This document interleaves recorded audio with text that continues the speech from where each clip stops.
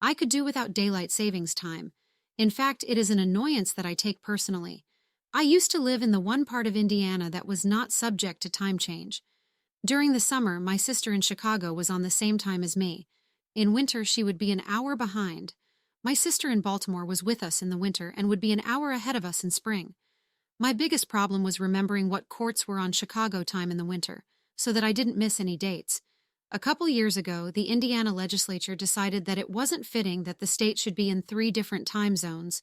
Instead of bringing the other 2 to our sensible schedule, it decreed that we would join the southern end of the state and go to Eastern time year-round. I have heard justifications for doing this. For instance, the new time would give the farmers an extra hour of sunlight during planting and harvesting time. I'm not against farmers planting or harvesting. I like food as well, if not more, than the next guy.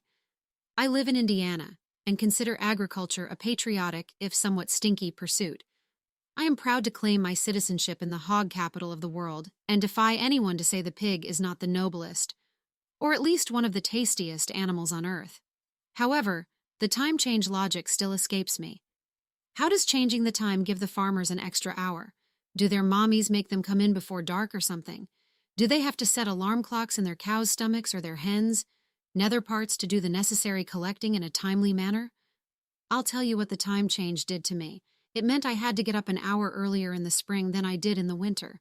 The 8:30 hearings I dreaded in December now had to be dealt with at what my body considered 7:30 a.m.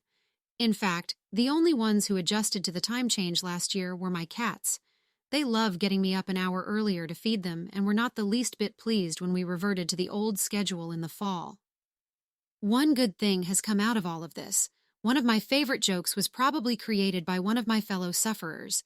The scene is the Indianapolis airport. A man is standing in front of the ticket counter waiting to ask a question. Finally, his turn comes and he asks, What time does the plane for Chicago leave? 1:00 p.m. What time does it land in Chicago? 1:00 p.m. Do you want a ticket? No, but I'm sure as hell going to watch it take off.